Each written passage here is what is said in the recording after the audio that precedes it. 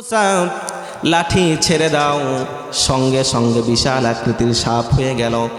হঠাৎ মুসা ভয় পেয়ে গেলেন, দূরে সরে গেলেন। আল্লাহ তাআলা বললেন, قال خذها ولا تخف سنعيدها سيرتها الأولى। আল্লাহ তাআলা বলেন, قال خذها ولا تخف, হে মুসা লাঠিটাকে ধরো, ভয় পেও না, ধরো, আবার সঙ্গে সঙ্গেই তোমার সাপ আবার লাঠি হয়ে যাবে। সুবহানাল্লাহ বলে। তাহলে আশ্চর্যপূর্ণ একটা ঘটনা, কিন্তু তার আগেও আল্লাহ তাআলা সুবহান শব্দ ব্যবহার করে নাই। আমি এইটি বোঝানোর জন্য শুধু বলছি যে মেরাজের ঘটনা এতটাই অতি আশ্চর্যপূর্ণ ঘটনা, যার শুরুতে আল্লাহ তাআলা সুবহান শব্দ দিলেন। এরপরে আল্লাহ তাআলা হযরত মারিয়াম আলাইহিস সালাতু ওয়াস সালামের ঘটনা কোরআনে বললেন।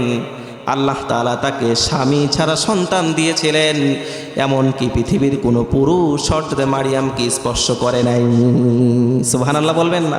কোনো পুরুষ স্পর্শ করে নাই। আল্লাহ তাআলা এমন নারী যার নামে কোরআনে একটা সূরাই দিয়েছেন। সুবহানাল্লাহ বলেন। হযরত মারিয়াম সন্তান সম্ভবা হলেন, তিনি দেখলেন সকল সিমটম প্রকাশ পেয়ে যাচ্ছে, মানুষ এখন কি বলবে। তিনি এখন জনপদ ছেড়ে একটা নির্জন জায়গায় চলে গেলেন। সন্তান প্রসব হয়ে গেল। আল্লাহকে ডেকে বলছেন, রব্বুল আলামিন, কি বিপদে আমাকে তুমি ফেললা, এখন আমি কি করব? মানুষ আমাকে জেনাকারিনী বলবে, কলঙ্কিনী বলবে।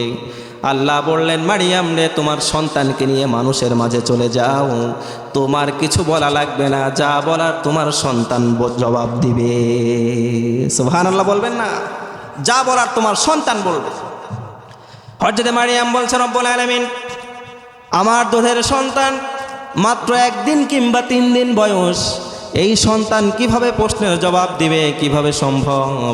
আল্লাহ বললেন, জনপদে যাও, সেই দায়িত্ব তোমার হাতে নয়, আমি রব্বুল আলামিন আমার হাতেই আছে, যাও জনপদে। তিনি চলে গেলেন। মানুষজন বলতে লাগলো, মারিয়াম রে, সন্তান কোথায় পেলে? তোমার তো বিবাহ হয় নাই, তোমার তো স্বামী নাই, তাহলে নিঃসন্দেহে জেনা করেছ, নচেৎ সন্তান তুমি কোথায় পেলে?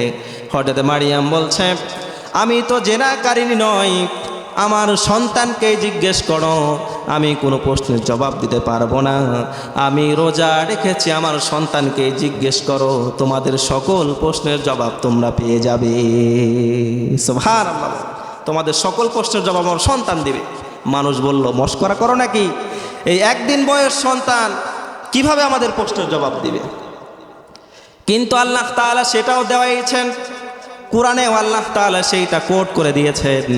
যখন মানুষজন বলল সন্তানকে, সন্তান তোমার পরিচয় কি, তোমার পিতৃ পরিচয় কি, বা তোমার মূল পরিচয় কি?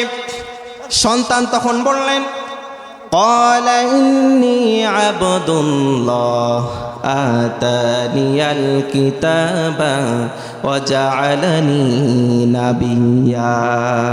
সুবহানাল্লাহ বলেন। তিনি বললেন, قال إني عبد الله, আমি হলাম আল্লাহর বান্দা, আতানিয়াল কিতাব, আল্লাহ তাআলা আমাকে কিতাব দিয়েছেন, ওয়াজআলানি নাবিয়্যা, এবং আমি সাধারণ কোনো বাচ্চা নয়, আল্লাহ তাআলা আমাকে দুনিয়ার বুকে নবী করে পাঠিয়েছেন। সুবহানাল্লাহ বলেন। তিনি আর কেউ নয়, তিনিই হলেন হযরত ঈসা আলাইহিস সালাতু ওয়াস সালাম। সুবহানাল্লাহ বলবেন না? তাহলে এত আশ্চর্যপূর্ণ একটি ঘটনা আল্লাহ কোরআনে বললেন, কিন্তু সুবহান শব্দ ব্যবহার করে নাই। এরপরে আল্লাহ তাআলা হযরত ইউনূস আলাইহিস সালাতু ওয়াস সালামের ঘটনাও আল্লাহ তাআলা কোরআনে বললেন।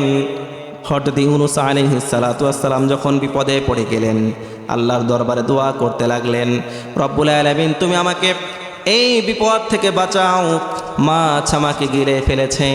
সে দোয়া পড়তে লাগলো, যারা পারেন সঙ্গে পড়েন, লা ইলাহা ইল্লা আনতা সুবহানাকা ইন্নী কুনতু মিনাজ জালিমিন।